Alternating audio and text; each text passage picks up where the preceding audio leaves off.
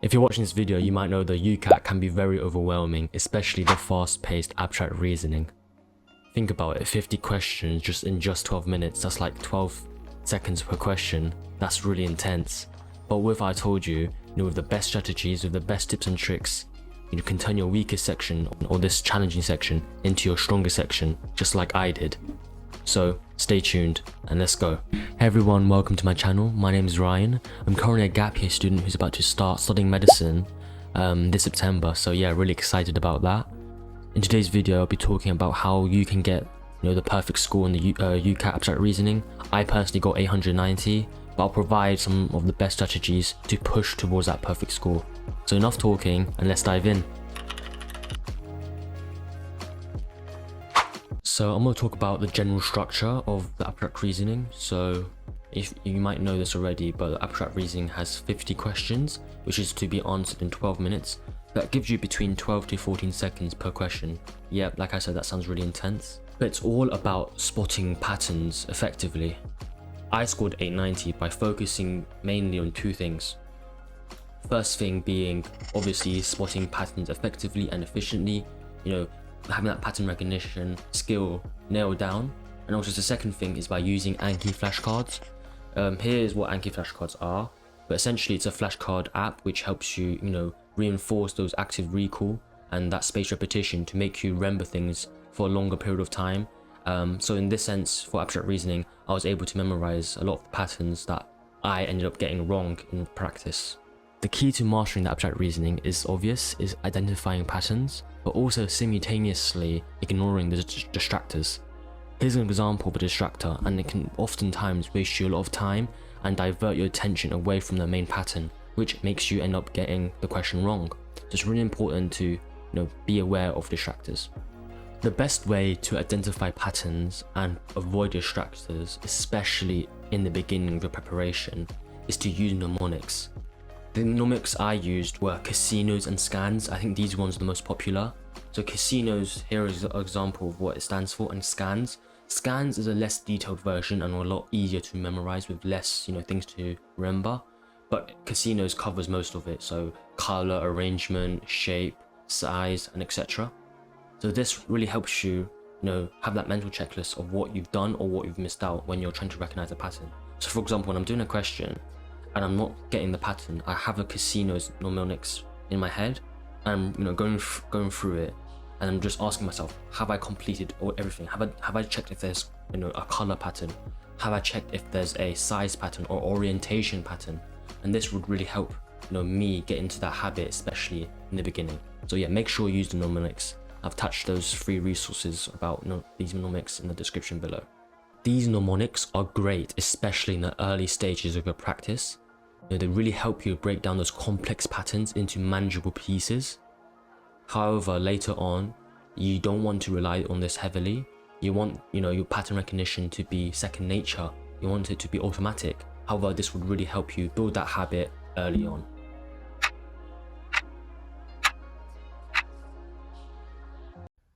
So the next tip or strategy is timing and how we view the question. So we know that abstract reasoning is very intense. You have about 13 seconds per question, but a better way to view this is actually 30 seconds for the first question, and then 2 seconds or 5 seconds maximum, then up questions after. Because we know in one set there's 5 questions, on average for the set A or B questions. So instead of spending 12 seconds per question in that set, so for those 5 questions, spend more time on the first question because they're all the same pattern. So if you're able to spend more time on recognizing the pattern, it will take you about 1 to 2 seconds to actually, get the questions right for the next questions. Now, about how we view the question, it's really important to get a good view. So there's different views of the question. We have an in-depth view, so we look at the specific grid or specific box of a pattern, or we look at the whole pattern of set A on a bird's eye view to really get an understanding, of what the main pattern is. But also you can compare the set A with set B to see the difference. Maybe we can find the pattern by using the difference. So does set A have more whites and then set B have more black shapes, or set A all even and set B all odd shapes? Because we can have that bird's eye view, we can really identify this comparison. Another way of doing this comparison is the 3x3 grid method. So we use 3 boxes of set A, for example the left side, and compare it to the left side of 3 boxes of grid of set B, and this really helps us compare the main difference or the main pattern. Next tip or strategy is the same for each section, but it's so important, and it's triaging. Triaging essentially is flagging and skipping the question and then coming back to it if you have more time. A lot of the times people, especially people preparing for the UCAT later on, spend so much time on questions they eventually get wrong. Like I said, you have about 12 seconds per question, and if someone spends 30 seconds per question, they have less time in the end to answer the easy questions, and they spend all their time and effort on the hard question, which they still got wrong. So it's really important that you recognize your weaknesses, or you recognize those questions that you spend too much time on, and just skip it, just flag it, and in the end, when you do have a couple of minutes or maybe seconds, just go back to it and try get it right. So that's really important, triaging effectively. So earlier I mentioned about weaknesses. It's really important that you analyze your weaknesses. So what I mean by this is reflecting on your practice. So I used OneNote and I made a table of different subtests and for abstract reasoning, for example, and put the questions that I got wrong, and I put a little box and saying why I got this wrong, how many questions did I get wrong in this specific mock, what kind of question types did I get wrong, because there is set A or B questions, but also complete the sequence questions, and maybe if I got the complete the sequence questions wrong, I practice that more in my spare time. Final tip, Anki flashcards. So earlier I mentioned reflecting, so about using OneNote and having a table and tallying your questions and your weaknesses. Use those questions that you got wrong and copy and paste it into Anki flashcards. Anki flashcards facilitates active recall and spaced repetition, making you remember those patterns and never forgetting them, so in your real exam eventually. So these methods really do help. Anki flashcard really helped me remember the patterns, because sometimes when you don't use Anki flashcards and you have the same pattern, you forget to recognize the pattern because you didn't remember it, or you didn't have that active recall. So I think Anki flashcards do help with this. Remember, practice enough so that these patterns can become habitual. You want to make this a habit. So use Medify and MedEntry and the official UCAT resources.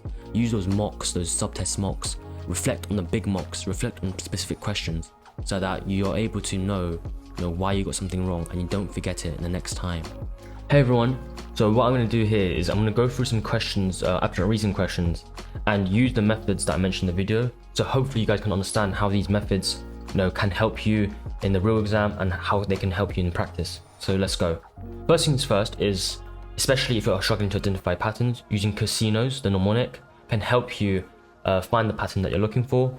So C, which is color, there's nothing to do with color here, because there's no different colors, it's all the same color. A for arrangement, I don't think so, because it looks really scattered across the boxes. I don't think it's an arrangement problem. We can go back to it in the end. Numbers, how many numbers of overlap, because overlap is screaming at me right now. There's an intersection, which is I part of casinos, which is intersections. So number of intersections, that might be the pattern here. Okay, let's try figure that out. So set A, how many shapes overlap? 3, 1, 2, 3, 1, 2, 3, 4, 5, 6, 7. Oh, so it's not 3. They're not 3 shapes that overlap. It's an odd number of overlaps. Let's just double check that. 3, 5, 1, 2, 3. Okay, so I think set A, the pattern is odd number of overlaps or intersections, or shapes that do overlap. Let's look at set B. So what I can do here is use the grid by grid method or the 3x3 grid method. So you compare each set, because if I know set A's pattern, I can see the difference between set A and set B by comparing both of the boxes. So let's look at the most simplest boxes. The bottom right of set A and the bottom right of set B.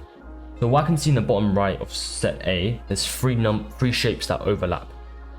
Now if I look at the bottom right, there's only there's only 2 shapes that intersect or overlap. So 3 and 2, one's an odd number, one's an even number. So let's look at set B and see if they're all even numbers. So the middle right, 1, 2 shapes that overlap. bottom left, 1, 2, 3, 4, 5, 6. Okay, so I know the pattern now. It's the number of shapes that overlap and if they're even or odd. Set A is even numbers overlap. Set B is odd numbers of overlap. Now let's see if I get the questions right.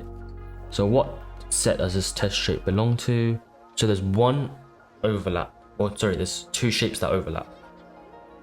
That would be set B because set B is even. Let's check the answer. Yes, it's set B. And is my pattern right? Yep. Okay. Let's go for the next question.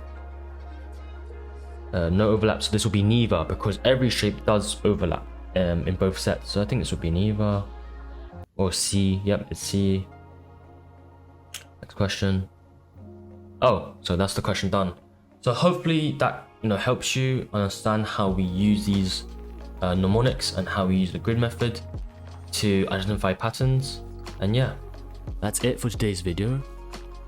I hope you guys found this video useful, and I hope this boosts your abstract reasoning score.